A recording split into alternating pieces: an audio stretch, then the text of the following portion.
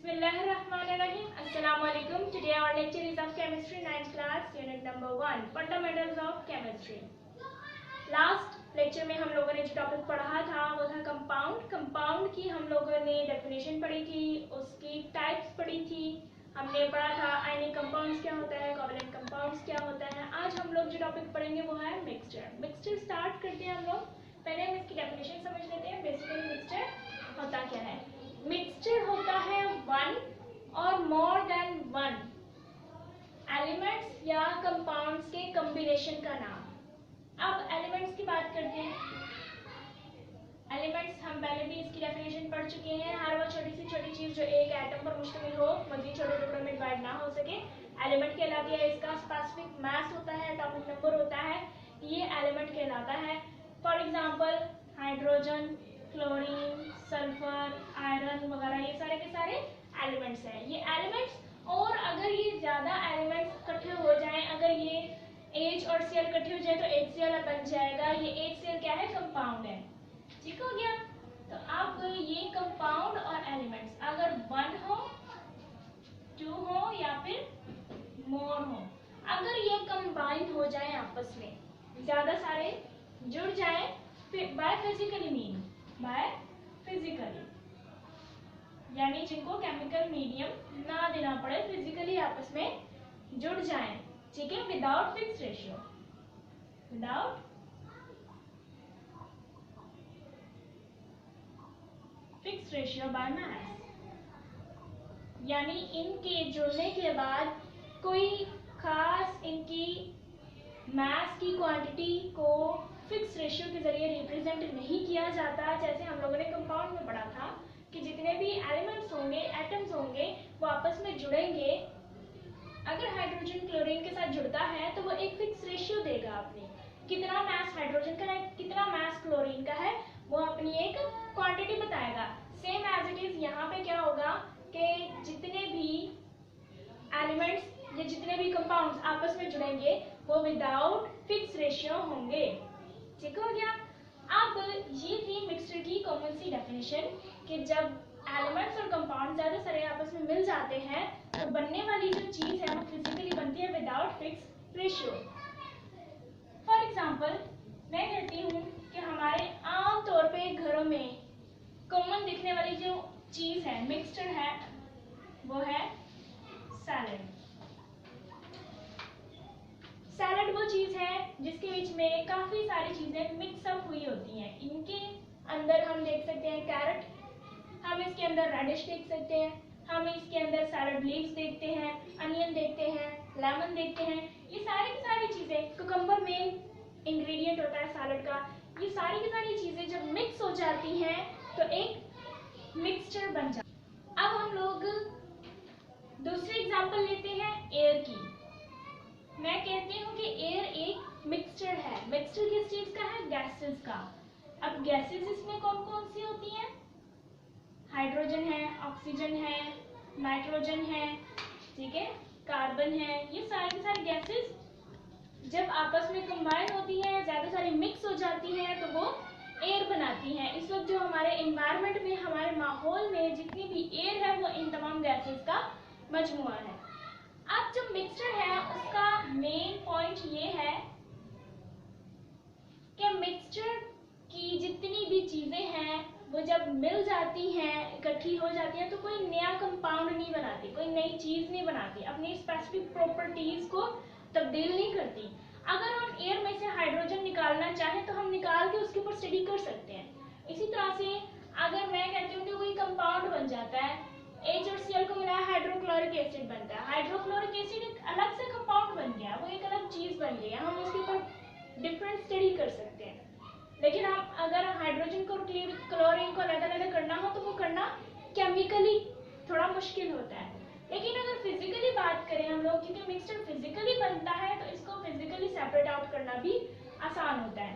ठीक है, तो ये सेपरेट आउट हो सकते हैं बाय फिजिकल मीन। अब इनको अलग अलग करने के बहुत सारे तरीके हैं। हाइड्रोजन इसमें से निकाल सकते हैं, ऑक्सीजन निकाल सकते हैं, नाइट्रोजन निकाल सकते हैं, कार्बन निकाल सकते हैं। इन सबको निकालने के अलग अलग तरीके हैं। ठीक है, बहुत सारे तरीके हैं, उनमें पहला तरीका आपकी बुक में जो बताया गया वो है डिस्टिलेशन।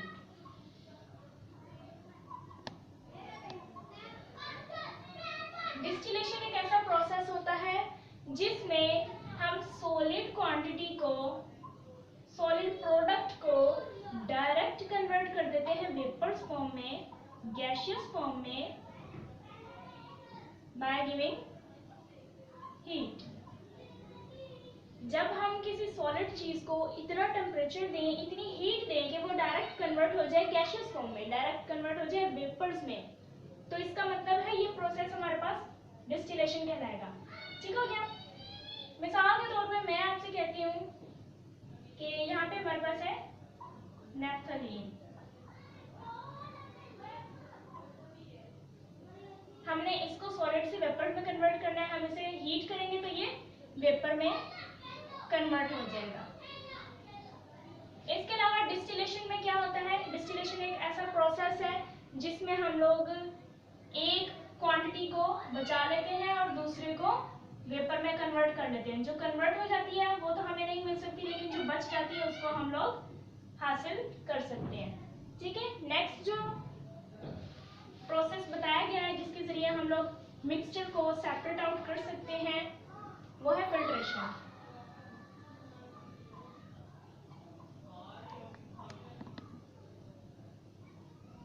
फिल्ट्रेशन एक ऐसा प्रोसेस है जिसमें हम लोग किसी भी मिक्सचर को फिल्टर करते हैं।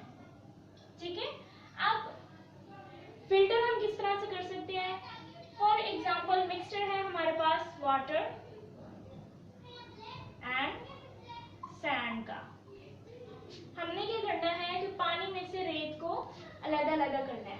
हमारे पास केमिस्ट्री लैब में आमतौर पे अवेलेबल जो चीज है वो है फिल्टर पेपर। फिल्टर पेपर एक ऐसा पेपर होता है जिसमें से पानी को साफ किया जा सकता है। तो अब पानी के बीच में सैंड मौजूद है जिसको हम लोग अलग-अलग नहीं कर सकते, तो आप फिजिकली किस तरह से करेंगे कि फिल्टर पेपर को इस तरह से कोन की शेप दे दी जाए कि उसमें से वाटर को गुजारा जाए। अब वाटर हमारे पास दूसरे बीकर में आ जाएगा, जबकि जो सैंड होगी वो फिल्टर पेपर में रुक जाएगी। इस तरह से वाटर को और सैंड को हम लोग अलग अलग कर सकते हैं। ये था आपका फिल्ट्रेशन का प्रोसेस। नेक्स्ट है आप इवेपोरेशन। इवेपोरेशन एक ऐसा प्रोसेस है जिसमें हम लोग वेपर फॉर्म्स में चीजों को कन्वर्ट करते हैं ताकि दो चीजें अगर वो मिक्स हुई है तो वो अलग अलग हो जाए। इवेपोरेशन।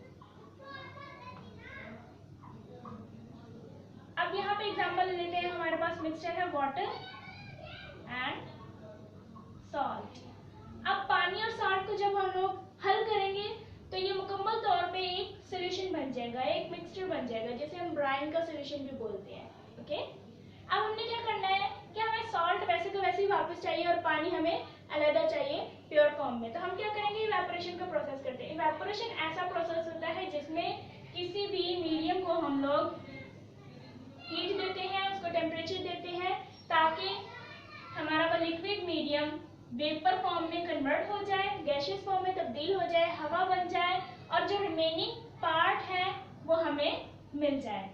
अब क्या होगा कि हम ऐसा करेंगे कि वाटर को बॉईल करेंगे। जब हम बॉईल करेंगे, बॉइलिंग के बाद वाटर इवेपोरेट हो जाएगा। जब इवेपोरेट हो जाएगा तो बचने वाली चीज होगी पाउडर फॉर्म में, वो हमें सॉल्ट मिल जाएगा। अब यहाँ पे हमें सिर्फ सॉल्ट हासिल हुआ है, पानी हासिल नहीं हुआ, क्योंकि पानी तो हवा में उड़ गया। उसको वापस लाने का जो तरीका है वो है कंडेंसेशन। कंडेंसेशन ऐसा प्रोसेस है जो कि इवेपोरेशन का उलट है। अगर हम इवेपोरेशन में वाटर या लिक्विड मीडियम को गैसियस फॉर्म में कन्वर्ट कर देते हैं तो कंडेंसेशन ऐसा प्रोसेस है जिसमें हम लोग गैसियस फॉर्म से किसी भी चीज को वापस लिक्विड मीडियम में ले आते हैं। अगर पानी को हवा में तब्दील कर दिया जाए तो वो कंडेंसेशन से हम लोग हवा से पानी को वापस लेके आ सकते हैं। ठीक हो गया। नेक्स्ट है आपका मेथड क्रिस्टलाइजेशन।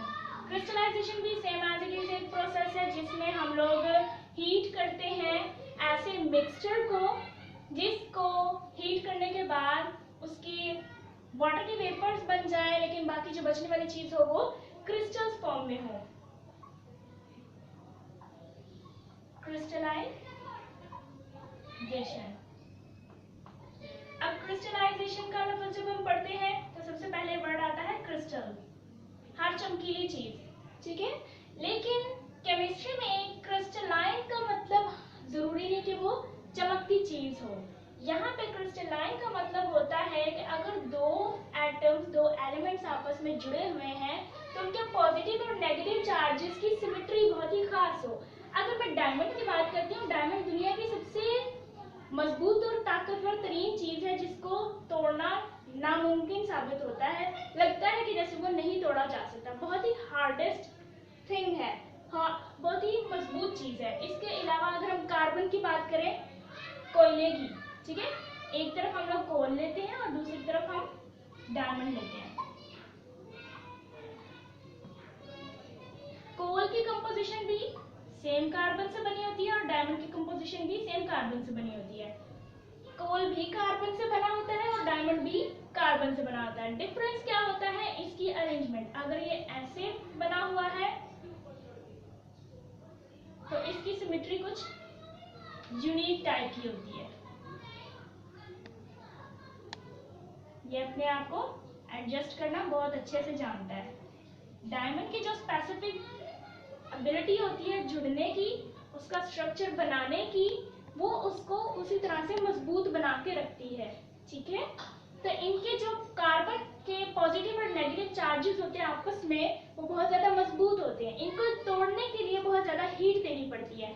जितनी हीट हम इसे देंगे उतनी ही इनके अंदर एबिलिटी इनके तोड़ने में आसानी से इन्हें मिल जाएगी, ठीक है। तो क्रिस्टल वो होते हैं जिनके अंदर एटम्स की अरेंजमेंट बहुत ही यूनिक टाइप से बाइंड हुई होती है। इसके अलावा इनके प्रोटॉन्स और इलेक्ट्रॉन्स यानी पॉजिटिव और नेगेटिव चार्जेस आपस में बहुत ज्यादा मजबूती से जुड़े होते हैं। इनको बहुत ज्यादा हीट देना पड़ती है। तो ये थी क्रिस्टल्स।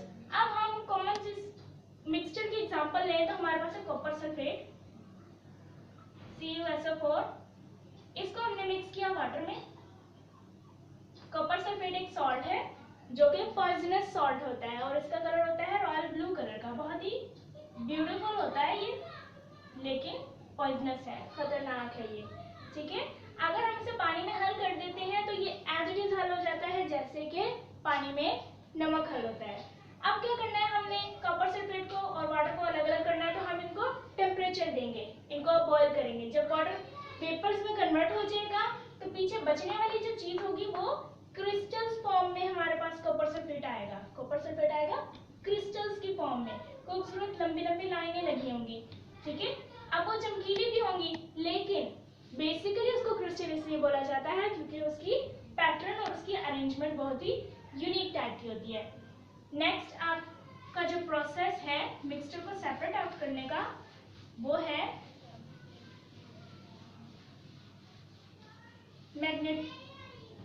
मैग्नेटाइजेशन।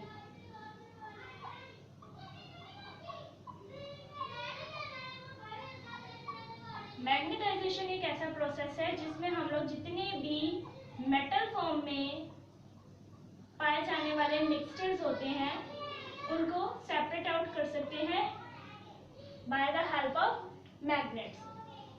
मिसाल के तौर पे मैं कहती हूँ sand and iron dust. Iron dust और सैंड का मिक्सचर है हमारे पास, हमने इनको अलग अलग करना है।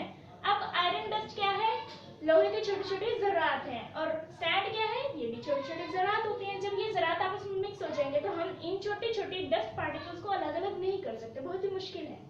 इनको अलग करने का बेसिक मेथड क्या है? मैग्नेटाइजेशन। हम क्या करेंगे कि एक शॉपिंग बैग में या प्लास्टिक बैग ले लें, उसके बीच में आप मैग्नेट को डाल के और इस सैंड और आयरन डस्ट के मिक्सचर में अच्छी तरह से घुमा दें। जैसे ही आयरन डस्ट पार्टिकल्स उस मैग्नेट के साथ चिपकना शुरू हो जाए तो आप देखेंगे कि तमाम के तमाम डस्ट पार्टिकल्स उसके साथ स्टिक हो जाएंगे, अटैच हो जाएंगे। बाकी जो बचने वाली चीज होगी वो सैंड कहलाएगी। इस तरह से हम आयरन डस्ट को सैंड से अलग कर सकते हैं। ये था आपका मैग्नेटाइजेशन का प्रोसेस। अब हम मिक्सचर के कुछ टाइप्स पढ़ लेते हैं। बेसिकली मिक्सचर कितने टाइप्स के होते हैं?